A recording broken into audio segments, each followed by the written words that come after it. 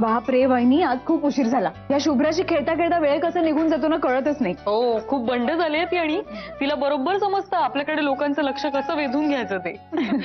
चला निघते. बरं ठीक. ए बयो थांब, कप चहा तरी घेऊन जा. नको मावशी, आता पुन्हा बसले ना तर अर्धा पाऊण तास असाच जाईल. खूप उशीर होईल. काही उशीर व्हायचा नाही. तुला कुठं जायचंय? राष्ट्रपतींना भेटायला. अगं चहा टाकलेलाच आहे, बस. म्हणजे अगं बसू ना तिला. हो, या ना.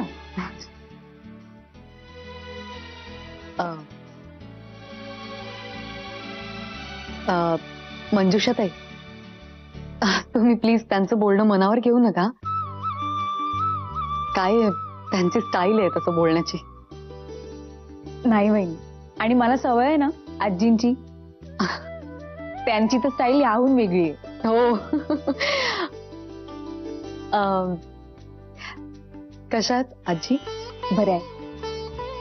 तुमची खूप आठवण काढतात.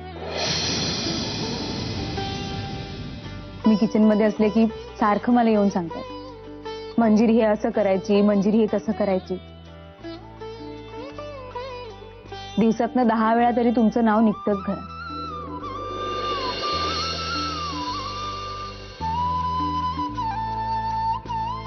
वहिनी, परवा तुम्ही शिवाजी पेठेत गेला होतात का? नाही म्हणजे मी लांबनच पाहिलं तुम्हाला. बरोबर आणखीन कोणीतरी होतं तुमच्या. गाडी सुद्धा तुमची नव्हती आणि तुम्ही नीट दिसला नाहीत मला, म्हणून मग मी हाक नाही मारली. त्यात सोबत अनोळखी माणूस, गाडी सुद्धा अनोळखी. त्यामुळे मग मी हो, मीच असेन. गेले होते मी शिवाजी पेठेत वकिलांना भेटायला.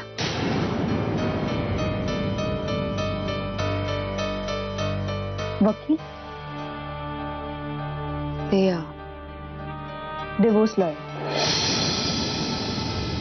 वहिनी, तुम्ही खरंच दादांना घटस्फोट देणार आहात? निर्णय झालाय माझा. म्हणजे सॉरी, मी हे लग्न नाही टिकू शकत. पण मग निर्णय झालाय माझा. हो ते ठीक आहे वहिनी, पण मग नंतर काय? नंतर काय?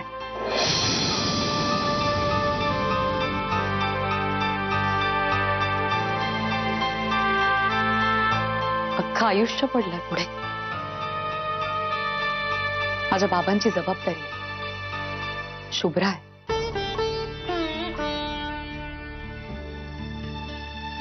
वहिनी, असं बोलू नये, पण आई वडील आयुष्यभर नाही पुरत. आणि मुलं काय, मोठी झाली की आपापल्या मार्गाला लागतात. शेवटपर्यंत साथ देतो तो जोडीदारच.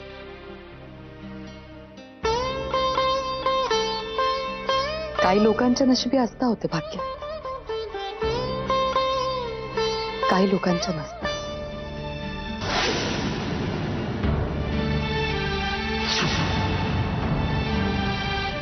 घे चहा घे आणि पळ, कुठं पळायचं ते. वहिनी, कधी कधी एका जोडीदाराची साथ सुटली किंवा ती सोडावी लागली तर लोक नवीन जोडीदार निवडतात.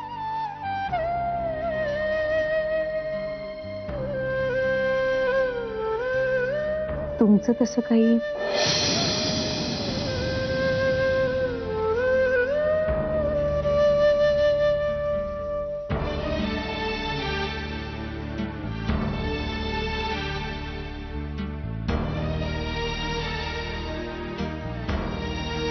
माझ्या वर्तमानात सध्या मी इतकी गुंतले आहे ना मंजुषाताई, की भविष्याचा विचार करायला वेळ नाही मिळाला अजून. वहिनी, माझं बोलणं तुम्हाला हर्ट झालं असेल तर आय एम रिअली सॉरी. अहो, हर्ट काय व्हायचंय त्यात? हर्ट नाही झाले, उलट छान वाटलं मला. तुम्हाला प्रश्न पडला आणि तुम्ही तो बिनदिक्कत मोकळेपणे विचारला सुद्धा. जवळचं माणूस असताना तेच असं वाटतं. ज्यांना काही देणं घेणं नसतं ते फक्त लांबून मजा बघत असतात.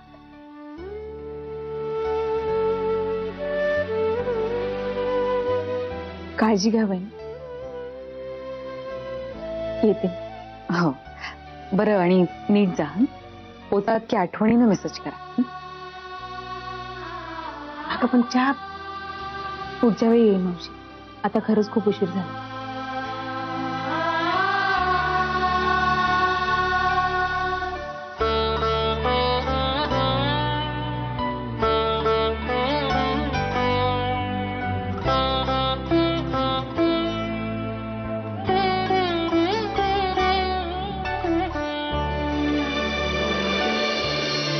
चेन्नईहून त्यांचा फोन आला होता सर.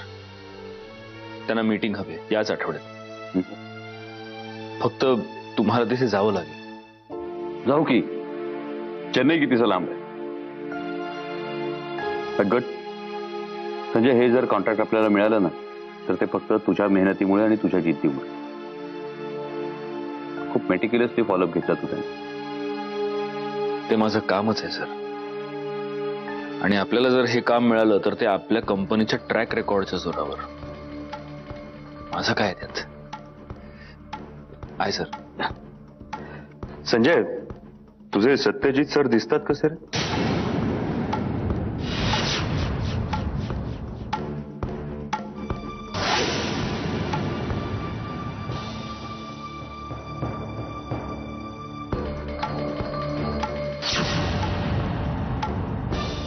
सत्यजित मुधोळकर कसे दिसतात?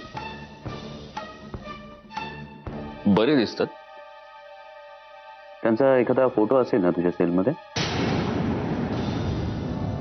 नाही. काय संजय, खूप ऐकलंय मी त्या माणसाविषयी पण कधी भेटण्याचा योग आला नाही. म्हटलं बघावं कसं दिसतात. सर मी ते चेन्नईचं बुकिंग करून टाकते आणि मीटिंगची वेळ आणि डेट सुद्धा तूच ठरव. Okay sir. Sanjay, are you sure तुझ्या सेलमध्ये सत्यजित मुधोळकरांचा फोटो नाही? माझ्या मोबाईलमध्ये फक्त माझ्या आईचा फोटो आहे सर. हो. ओके.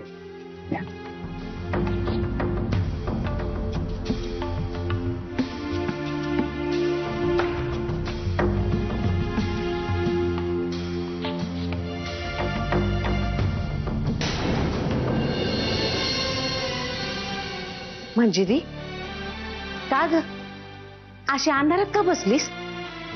थांब, मी समजा दिवे लावून येते.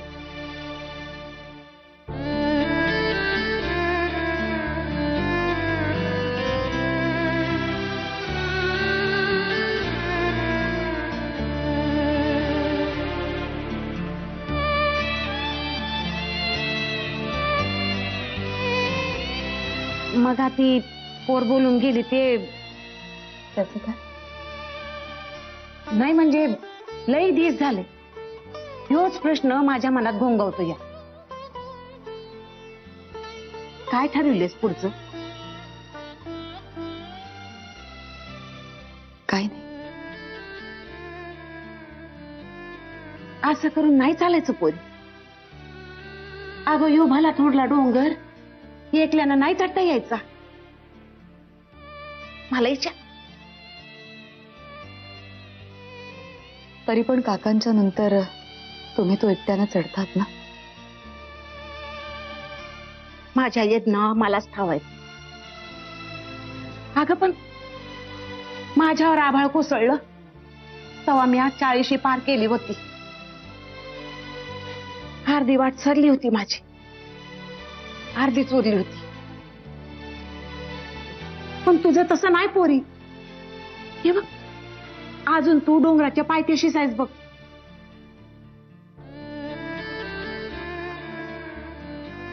सत्यजित सोबत माझं जे नातं आहे तसं नातं आता आयुष्यात पुन्हा नाही होऊ शकणार.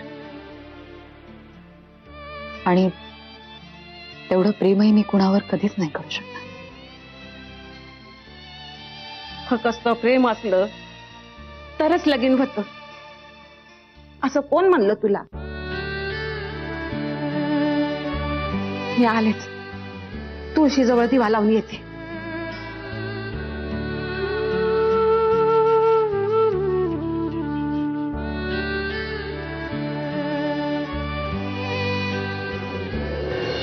दादा, मला असं अजिबात वाटत नाही की मंजिरी वहिनींच्या मनात त्या स्वप्नीलबद्दल काही आहे.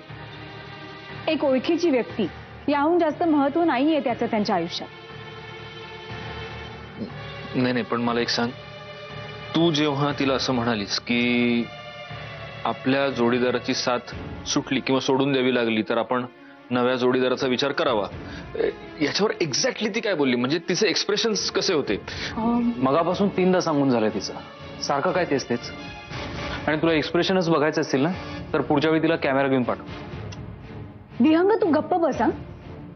आपल्या जेव्हा सगळ्यात जवळची व्यक्ती असते ना, तेव्हा तिच्याबद्दल पडणारे प्रश्न 3 काय 300 वेळा पडू शकतात. अगं पण बरं आता तुम्ही दोघं भांडू नका. चला, सोडा हे सगळं, आपण बाहेर जाऊ. मस्त गाडीतून चक्कर मारून येऊ, मस्त नाही पिऊ. चला. नाही, तुम्ही जा, मी निघतो. का? घरी जाऊन असं पण टीव्हीच बघणार आहेस ना? चल ना. नाही, नको. एवढा का भाव खातोयस? चल ना, थंडीत मस्तानी प्यायला मजा येईल. जबरदस्ती आहे. नाही, सॉरी, मी आले, मला किचन मध्ये काम.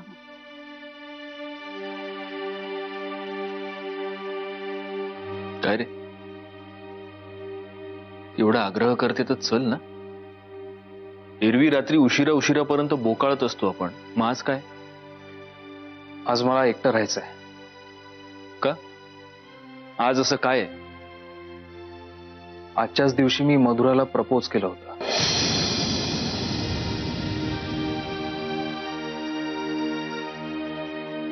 मला तर असं वाटतंय की हे अगदी सगळं काल झालंय.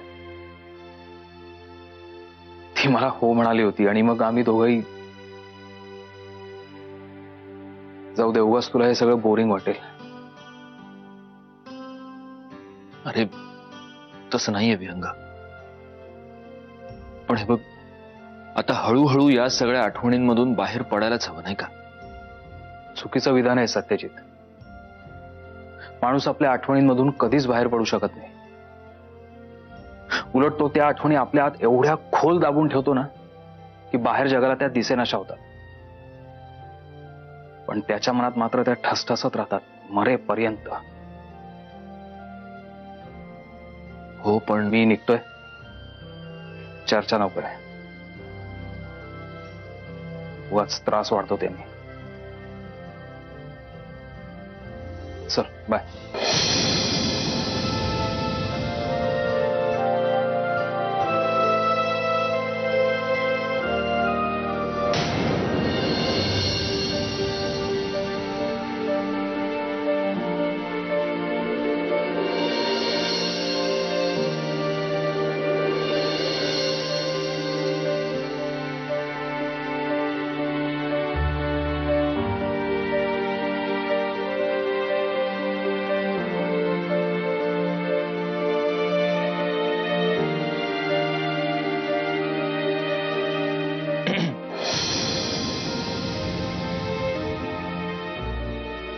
दादा, काही हवंय तुला? तू अपसेट आहेस का? मी नाही. अरे, विहंगानं यायला नकार दिला म्हणून? अरे त्यात काय झालं एवढं? त्याचं नसेल मूड. आपण एक काम करूया का, आपण दोघं जाऊ. नाही तर मी आत्यांना पण विचारते, त्या पण येतील. विहंग शिवाय नको, मजा नाही येणार. का? विहंग शिवाय मजा नाही येणार. दादा, आपण दोघे जाऊ ना, मस्त मस्तानी पिऊ. नको, विहंग शिवाय मजा नाही येणार. विहंग बनवून देणार आहे का मस्तानी आपल्याला? विहंग शिवाय कुठेच कशातच मजा नाही येणार. दादा, तुला नेमकं काय म्हणायचंय? आवडतो ना तो तुला?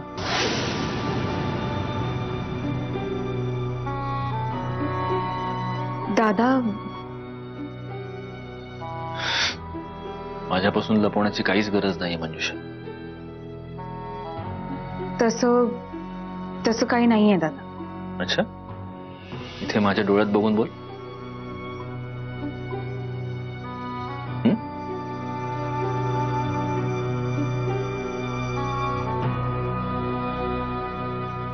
दादा प्लीज रे. अगं, याच्यात गैर काय आहे? In fact I am very happy. तुम्ही दोघं एकमेकांना खूप छान शोभून दिसाल. सांग, कधी करायची बोलणी? दादा प्लीज, खरंच नको. म्हणजे विहंग अजूनही मधुराच्या आठवणींमध्ये. आणि फ्रँकली दादा, मला खूप भीती वाटते. अरे, विहंगच्या मनात असं काही नसलं तर उगाच जे आहे ना ते सुद्धा गमावून बसेन मी. तसं नाही होणार. मी तसं नाही होऊ देणार. दादा, ह्या बाबतीत त्याच्यावर कोणीही जोर जबरदस्ती करू शकत नाही. कोणीच नाही. ते तू माझ्यावर सोड. मंजुषा, तुझा भाऊ मी नंतर आहे. आधी त्याचा मित्र आहे मी. तुझं त्याच्या आयुष्यात असणं हे त्याच्यासाठी खूप चांगलं आहे.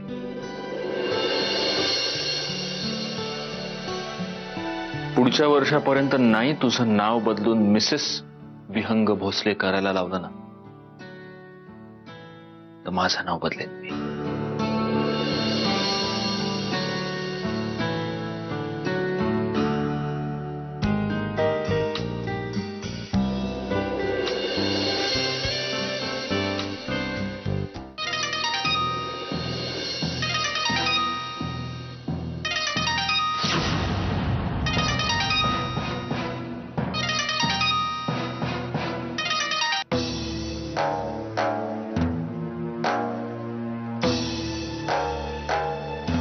हॅलो मंजिरी. कसा आहे? मी मस्त आहे. तू कशी आहेस? किती दिवसांनी बोलतोय ना आपण. कॉंग्रॅच्युलेशन. थँक्स. मला काकाकडून कळलं. शुभ्रा कशी आहे?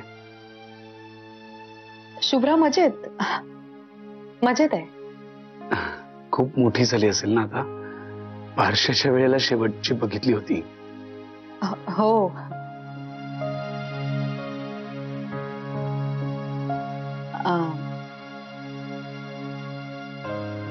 ये ना घरी ये कधीतरी.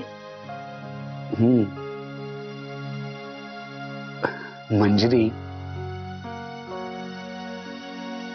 येणारच आहे मी खरं म्हणजे घरी. एकदा आपण समोरासमोर बसून ना गैरसमज दूर करायला पाहिजेत. तुझ्या आणि माझ्यात कसले आले गैरसमज? तुझ्या माझ्यात नाही, प्रियाबद्दल. सुहास, तुझं अभिनंदन करायला फोन केलाय. त्रासदायक विषय नकोत मला.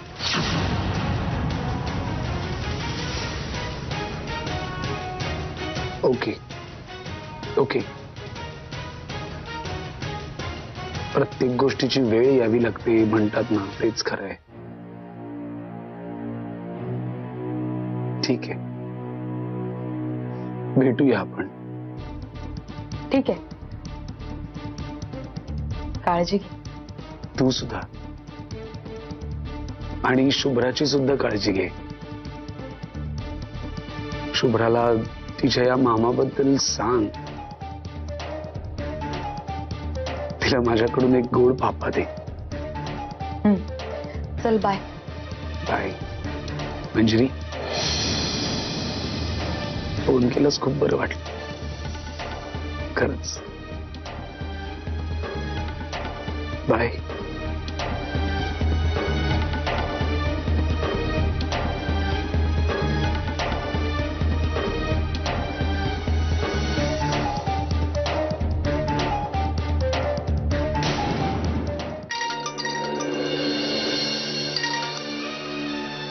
गुड आफ्टरनून काका.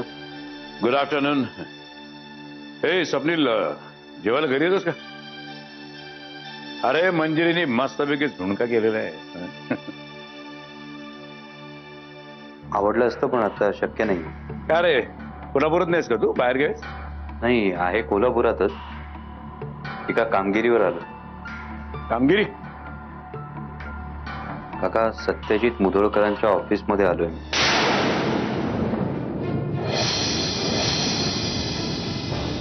काय?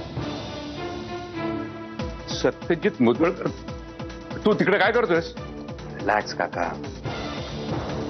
इथे येण्याचं अत्यंत व्हॅलिड कारण आहे माझ्याकडे. अरे पण मुळात तुला गरजच काय तिकडे जाण्याची? काका, ज्या माणसाच्या तावडीतून आपल्या आवडत्या व्यक्तीला सोडवायचंय तो माणूस दिसतो कसा हेही माहित नाही मला. हो पण काका, मी म्हणालो ना माझ्याकडे अत्यंत व्हॅलिड कारण आहे. आणि काका, मला आजूबाजूच्या भागात जमीन विकत घ्यायची आहे म्हणून मी आलोय असं सांगणार आहे मी त्याला. मी तुम्हाला ओळखतो किंवा आपला काही संबंध आहे हे त्याला कळूही देणार नाही. नाही बघ, मला अजूनही वाटतं की तू तिथे जाण्याची काहीच गरज नव्हती. अरे तुला माहित नाही तो माणूस कसा आहे. तो माणूस कसा आहे हे जाणून घेण्यासाठीच तर आलो. Don't worry, I will be fine. मी करतो नंतर. बाय.